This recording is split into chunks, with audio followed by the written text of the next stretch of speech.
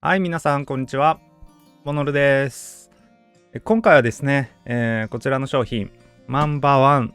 ですね。マンバさんから提供いただきましたので、レビューしたいと思います。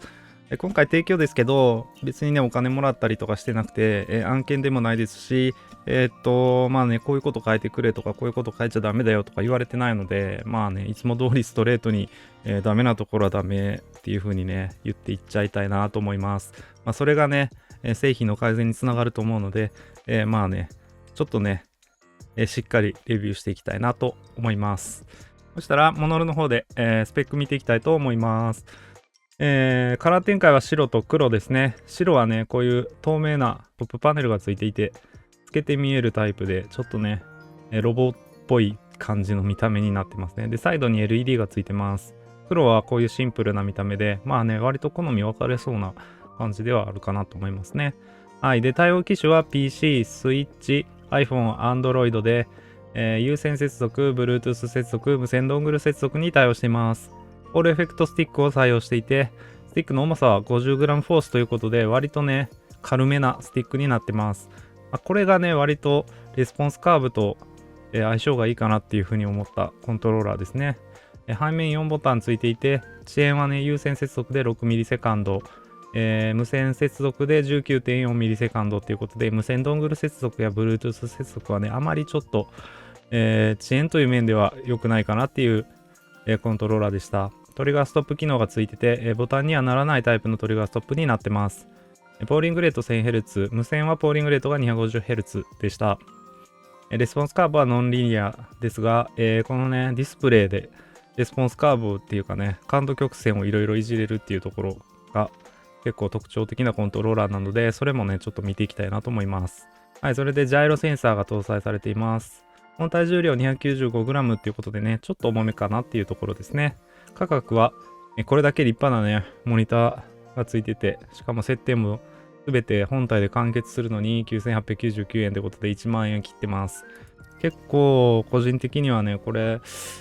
内容に対して価格はかなり安いかなっていうふうには思いました。はい。で、本体の中身は、こんな感じですね。はい。見た目は、まあなんかね、ちょっと、すごく高級感があって素晴らしいかと言われるとそうではないかなっていう感じなんですけど、まあまあ、かなりしっかりした本体になってます。はい。そしたら付属品っていうのがいろいろついてきたので見ていきたいと思います。USB ケーブルはね、普通の質素な作りの、こういうタイプの USB ケーブルですね。長さはどんぐらいなのかな？ 1 メートルぐらいですかね。はい。と、替えのスティック、ロングタイプのね、スティックがついてきました。まあ、長さはちょっと長すぎるかなっていう気はしなくもないぐらいの長さのね。もともとついてるのがこれなんで、2倍ぐらいのね、長さのあるかなり大きなロングスティックもついてきます。はい、あと、無線ドングルですね。こちら、無線ドングルです。まあ、先ほどもお伝えした通りですね。私はこれは全く使用しませんでした。はい。で、ここにあるね、この充電ドックがついてきます。マンバって書かれたね。で、背面に、こういうこういうね、収納するスペースがあって、ここに無線ドングルをしまってくださいということのようです。こういう形でね、無線ドングルをしまって入れておくっていうね、ことができますね。はい、こんな風にね、充電することができるんですが、はい、見ての通り充電してると充電中っていうマークが表示されますね。すごくね、わかりやすくていいですね。しかもね、日本語にも対応してるんで、とってもね、はい、充電完了って出ました。とっても使い勝手いいかなっていう風に思いますね。そういうところは本当に素晴らしいかなと思います。本体はですね、はい、マイクロスイッチのね、ABXY ボタンがついてます。で、LB、RB と背面ボタンタクトスイッチですね。はい。でも押し心地はね、普通かなっていうぐらいでね、悪くはないですね。十字キーはタクトスイッチになってるかなと思います。まあ割と押しやすい十字キーかなとは思いましたね。で、スティックはね、やや可動域が狭いスティックになってます。このね、トップパネルが結構ね、十字キー、スティックの可動域を制限しちゃってるので、かなりね、スティックの可動域っていうのはちょっと狭めに感じるかなと思いますね。で、スタートセレクトボタンがこの下部にあるタイプになってます。はい。で、背面見ていきます。トリガーストップ機能がついてます。アナログトリガーモードでこんな感じで、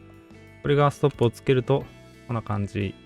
まあ結構ね、ストロークはそんな広すぎずで、広すぎず狭すぎずって感じでね、ちょうどいいトリガーストップかなと思います。背面ボタンはこんな感じで4ボタンついてます。ちょっと狭めでね、ちっちゃめなんで、私の場合ね、こういう持ち方なんですけど、こう中指でね、両方押すことになります。ベーダー4プロみたいなね、こう、わざわざね、こうやって指を完全に移動するっていうタイプじゃなくて、こうね、指は移動せずに押すところをね、こう、横側で上の背面ボタンを押して、腹側で下側を押すみたいな感じで、割とね、意外と押しにくいっていう感じはしなかったですね。まあ、ちょっと狭い、ちょっとちっちゃいかな、背面ボタンはっていう感じがあります。で、ここに電源ボタンがあるので、これをね、オンにしないと使えないです。オンにすると、振動して、このようにマンバって出てきてね。はい。ホームボタン長押しで、はい、このように、設定モードにね、入ることができます。これもう外しちゃいますね。見えにくいので。はい。で、ペアリング操作とかもできますし、ここでね、プラスボタンでやらなきゃいけないんですけど、Android モードになってますね。で、ここでモード切り替えで PC、スイッチ、Android っていろいろ切り替えることができます。はい。設定なんですけど、設定できるのはこのようにボタン、スティック、トリガー、振動って4つの項目が設定できます。ボタンでは、通常のね、ABXY と UB、LT、RB、RT ボタンを他のボタンに切り替えることができますね。ただこれね、スタートセレクトボタンっていうのは設定できなくて、このね、8個のボタンしか設定できないっていうところですね。まあその辺ちょっと物足りないかなっていうね。はい。ボタンの無効化とかもね、できないですね。はい。背面ボタンに関してはマクロ設定ができるって感じですね。なんで、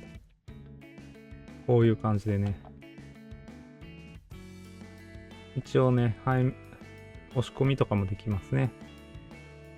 合計20個まで、記録できるっていうことです。M1 ボタンを長押ししてクリア。はい。感じですね。ボタンのマッピングはそんな感じで、スティックの方行きます。感度曲線を切り替えることができます。はい。こんな感じですね。デフォルト、インスタント、ディレイ、高性能っていうね、4つの設定ができます。でね、自由に感度曲線をいじったりっていうのはできないんですが、この4つのね、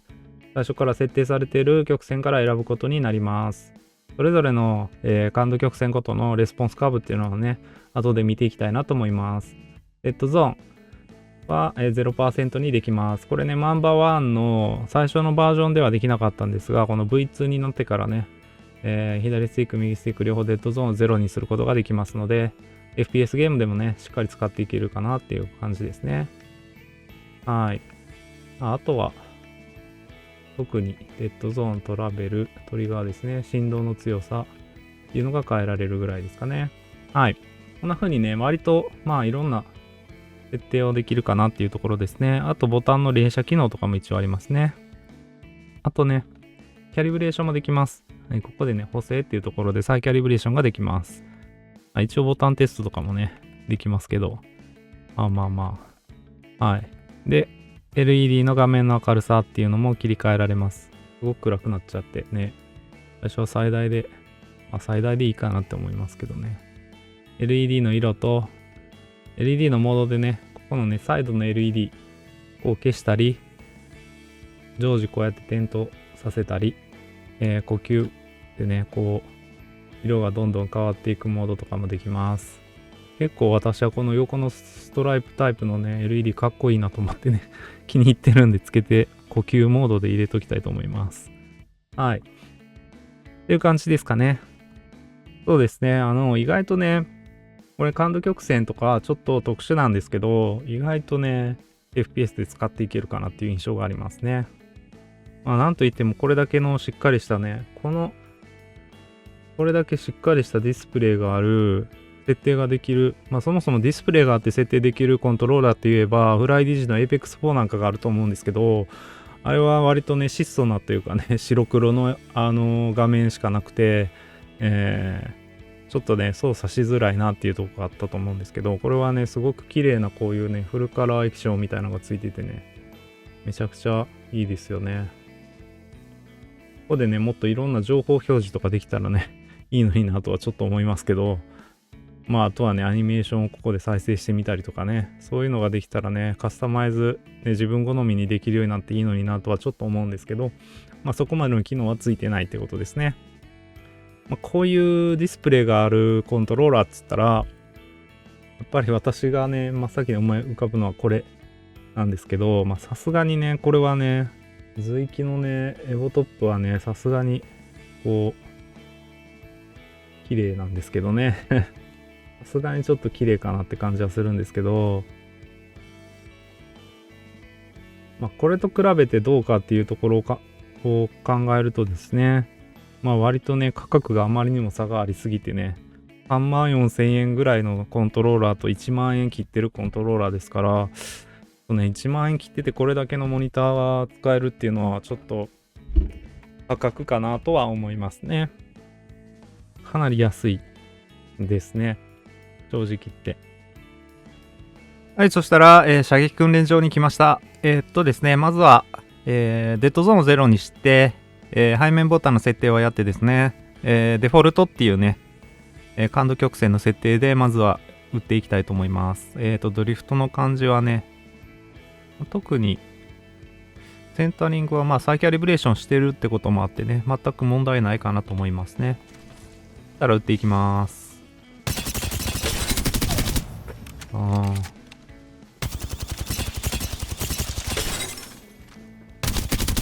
かなりパッと打った感じね、かなり感度が高い気がします。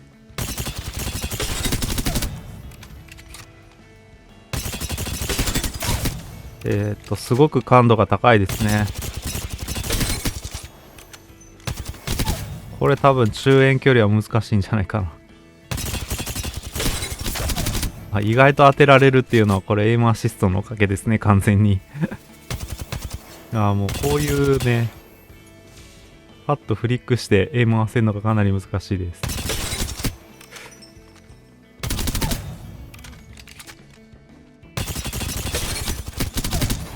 はい。というわけでね、ちょっとデフォルトは感度が高すぎるので、何にしようかな。ディレイかな。ディレイっていうやつを試してみたいと思います。はい。ディレイだとこういうね、低感度な曲線のカーブになるので、これでやってみます。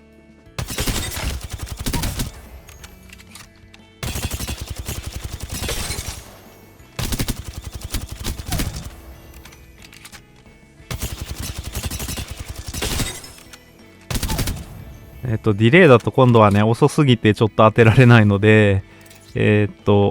いしょ。インスタントは厳しそうか。高性能ですかね。FPS 向きっていうことなんで。はい、高性能にするとこういうグラフですね。最初だけ高感度になって、で、ちょっと低感度に変わるっていうね、曲線になってます。はい、高性能っていうのでやってみます。確かアウターデッドゾーンも変わるんですよね。だいぶ。でもこれ感度高すぎるな、多分。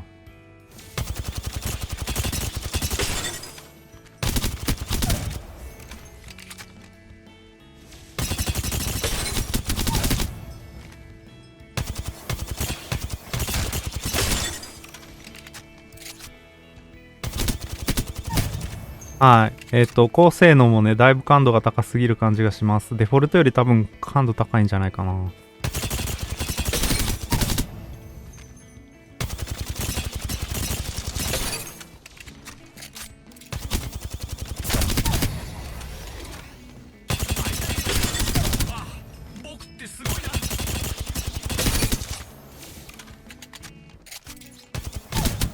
はい。高性能もちょっと厳しい気がしますね。最後がインスタントでしたっけ？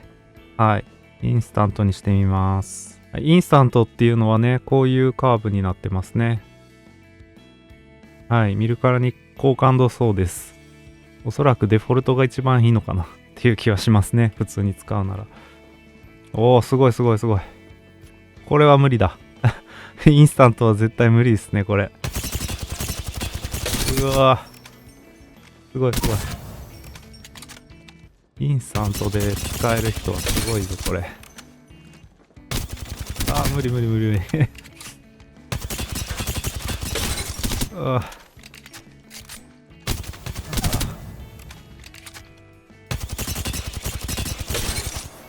むずっ。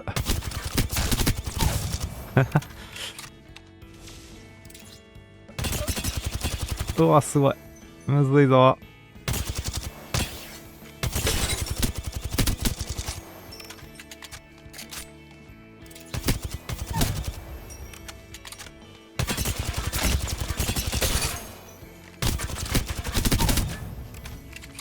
うわ、すごいな、これ。インスタントはまず無理ですね。もうとんでもないです、本当に。もう1ミリでも動かしたらすごい動くって感じですね。なんで、多分もう標準のね、ここにある設定でなんとかしたいっていうんであれば、多分ですけど、デフォルトってやってですね、フリークつけて高さを増すとかで、感度をね、ちょっと低感度目に設定してやるっていうのがいいのかもしれないですね。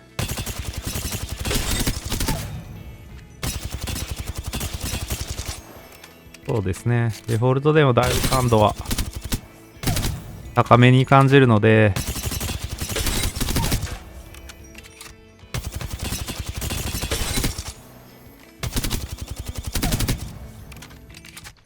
かなり難しいです。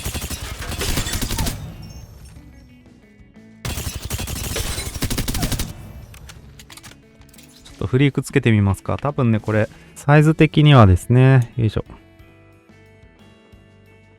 そうですね、17mm なんで、Xbox のね、フリークがつくと思います。はい、ボルテックスっていうね、フリークをちょっとつけてね、高さを回してあげてみました。標準で、これにね、ついてくる、高い方のスティックにしてもいいかもしれないですね。ちょっとこれで、デフォルトで打ってみたいと思います。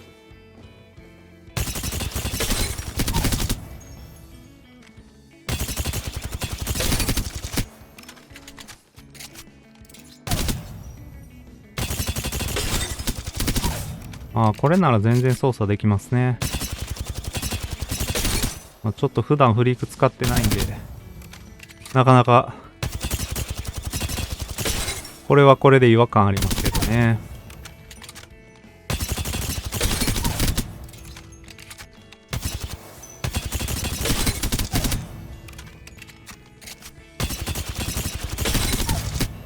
だいぶ高感度差っていうのは消えてね、いい感じではあります。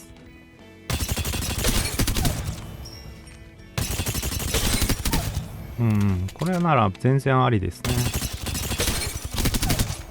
や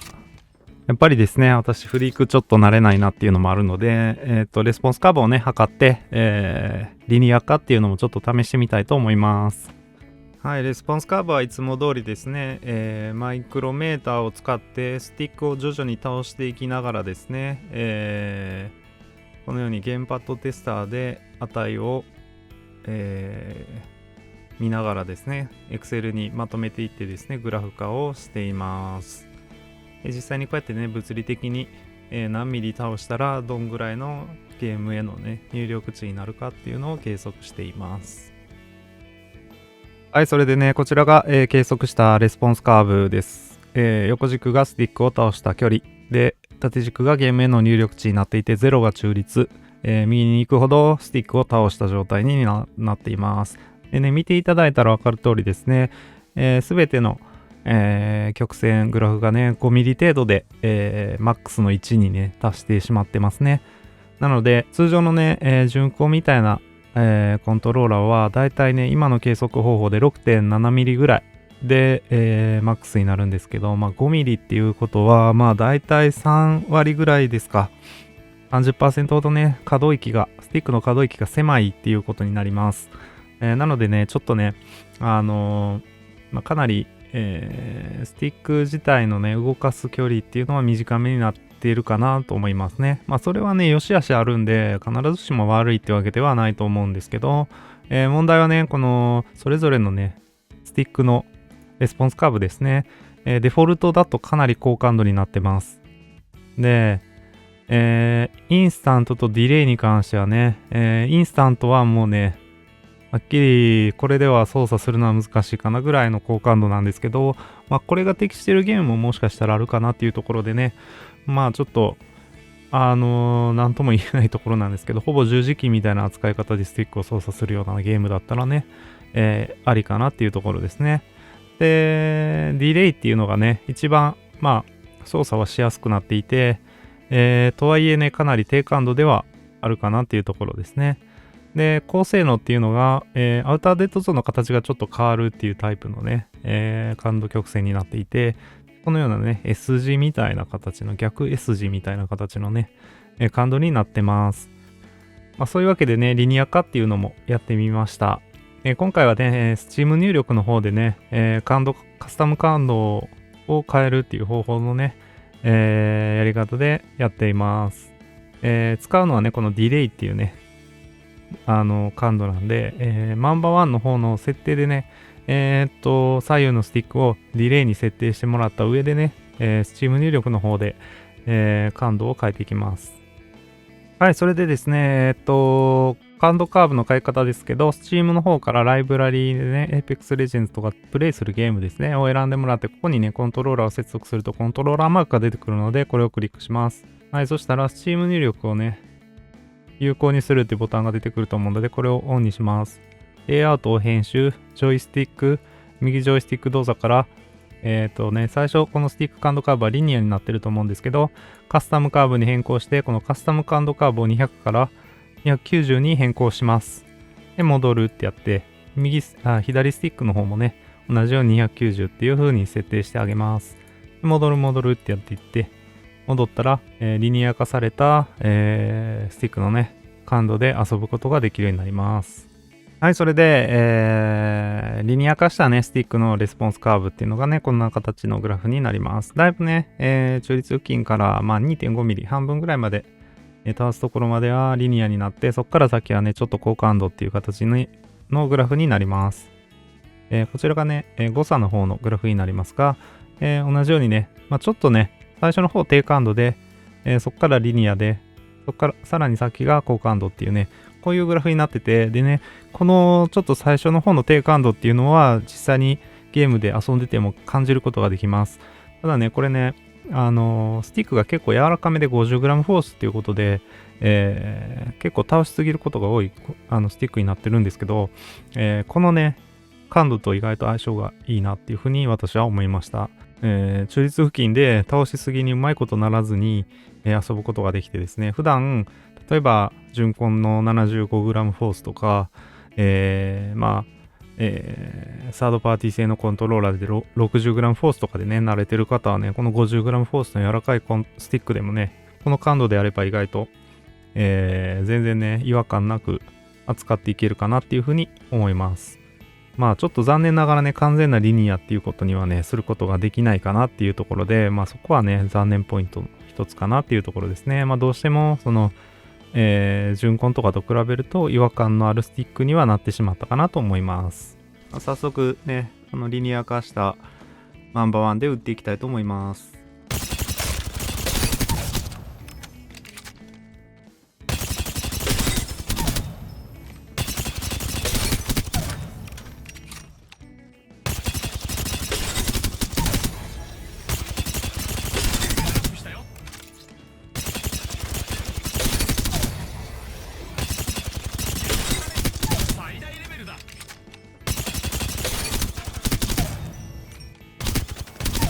はい。だいぶ打ちやすいんですけど、エイムもね、だいぶスムーズにできるんですけど、やっぱりね、ちょっと最初の方低感度かなっていう感じはします。ただね、だいぶ、素直にエイムできてるかなっていう気がしますね。明らかにでもね、違和感っていうのはちょっと残ってしまってるかなと思います。リニア化してもね、これぐらいがちょっと限界かなっていうところで、それはね、このコントローラーにやっぱ自分を合わせていかなきゃいけない、慣れる必要があるっていうところにはなってしまってるかなと思いますね。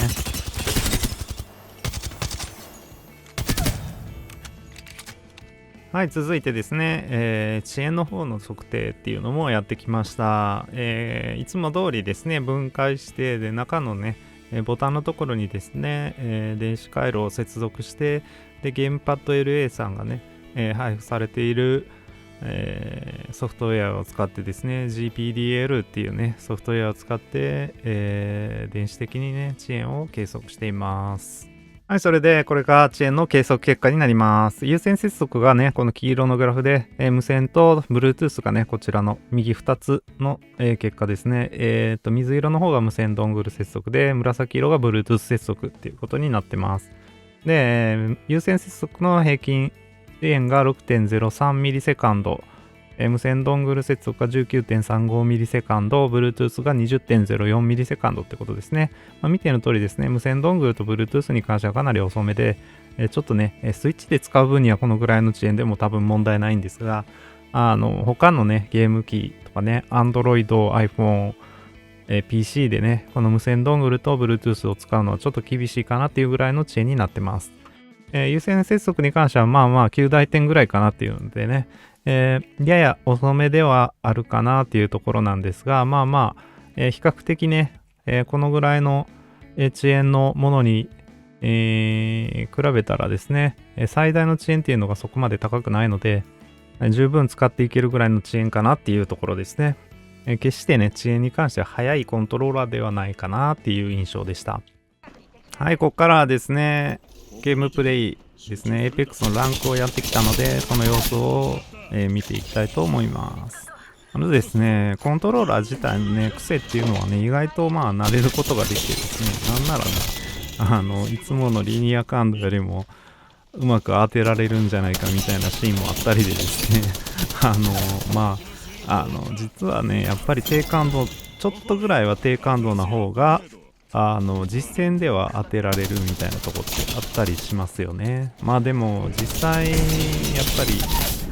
ね、平均してトータルでやっぱり戦績がいいのはちゃんとしたリニアだったりするので、そのあたりはねやっぱり、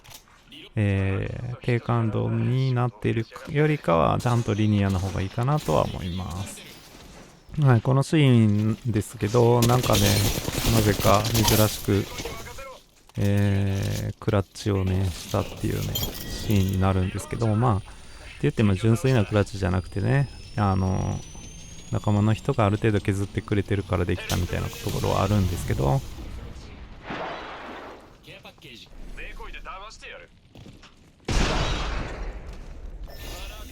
上にいたのでやりにもうね結構無謀な突っ込み方してますけど、はい、で仲間の人が 1v1 になっちゃってね、ちょっと削られすぎたっていうところですよね。ここでね、このライフラだったんで、相手が、ね、敵のバンガロールを蘇生されてたら負け角だったんですけど、この辺ちょっとね、やっぱ低感度っていうのが響いて、ショットガンをね、エイムするのの時間がかなりかかったっていうところはね、ありました。はい、で、ゲームが変わってですね、Call of Duty Black Ops 6です。ですね、Call of Duty に関してはこの低感度っていうのがね、あんまり相性良くないかなっていう風に正直思いました。なんかね、こうエイムするときにワンテンポ遅れるなっていう感じで、やっぱり Call of Duty はね、あんまり低感度な、コントローラーは相性が悪いかなっていう風に感じたところですね。割とエイムアシストがねゲーム自体強いっていうのとですね、ゲーム内感度っていうのがねちょっと低感度気味っていうところで、あえて感度設定をねゲームの方で上げてやることで低感度を補ったりとかですね、そもそもデフォルトっていうね、マーバー1の方の設定でちょっと高感度すぎるやつをあえて使うっていうのも全然ありかなとは思います。今回はねいつも使ってる感度のままで遊んでるので、ちょっと低感度っていうところが気にはなりましたけど、そこはねちょっと調整できるゲームかなっていうのはあります。それでね、もう裏画面では流れてますけど、ストリートファイター6ねの方もやってみました。基本クラシックで進んでいってですね、できるところまで、やるっていうやつでですね、十字キーに関してねちょっとレビューしたいなってことでこれをやってるんですが、十字キーはね比較的押しやすいかなと思いました。素晴らしく押しやすいかって言われるとちょっとね何とも言えないんですけど、あんまりね誤入力っていうのが起きづらかったかなって思います。ただ気になったところがあって、それがね RB ボタンがちょっと反応が悪い時があったっていうところですね。これは個体の問題っていう可能性もあるんですが、ちょっと、RB ボタンに関しては、反応しなくてですね、同調子がうまく発動しなかったりっていうことがありました。ただ総じてね、格闘ゲームにも全然使っていけるコントローラーかなとは思いましたね。今回もですね、上級3から5まではモダンで、クリアということになりました。はい、それで最後のゲームがですね、アセットコルサーです。アナログトリガーと振動機能のチェックのために遊んできました。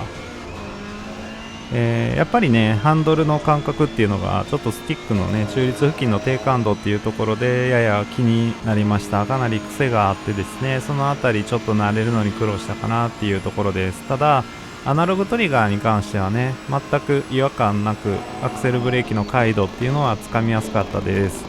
振動機能についてはですね、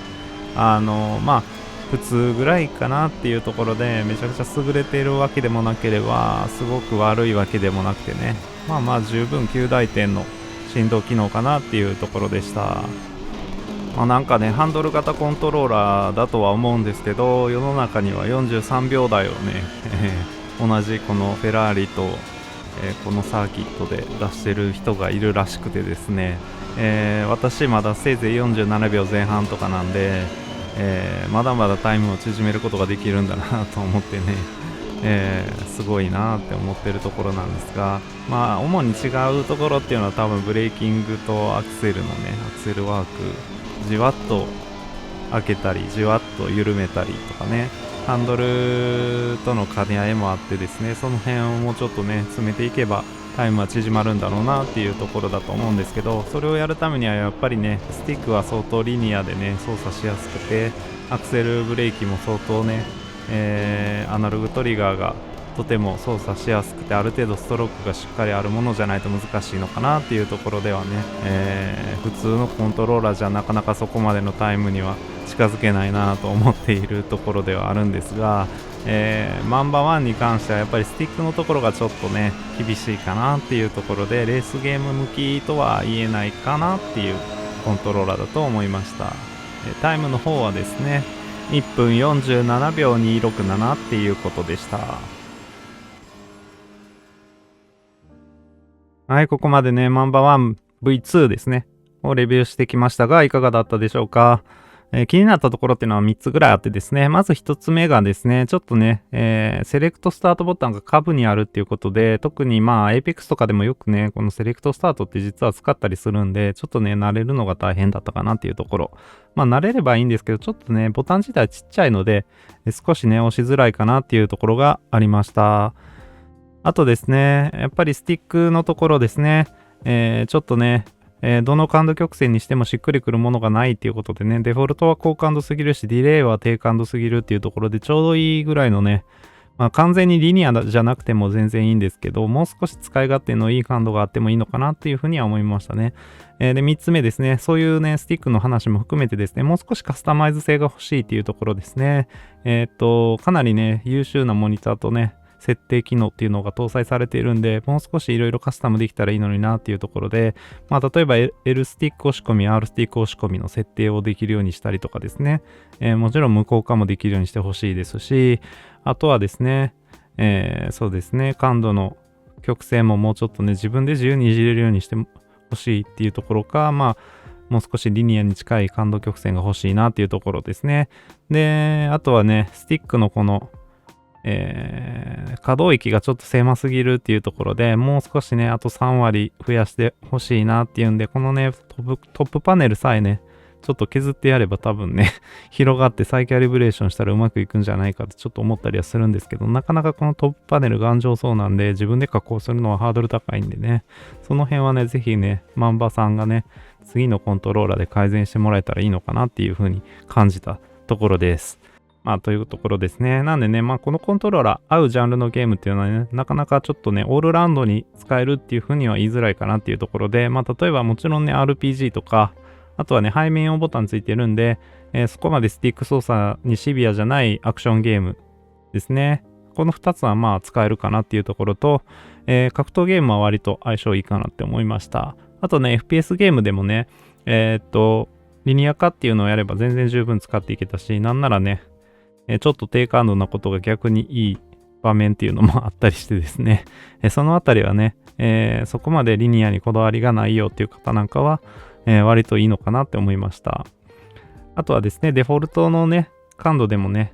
こういうね、フリークつけてあげるとか、もともと付属している高いスティックの方を使ってあげるとかすれば、全然ね、違和感なく使っていけるかなと思います。はい。で、向いてないゲームっていうのはやっぱりレースゲームですかね。あとは、そういったね、工夫をせずに、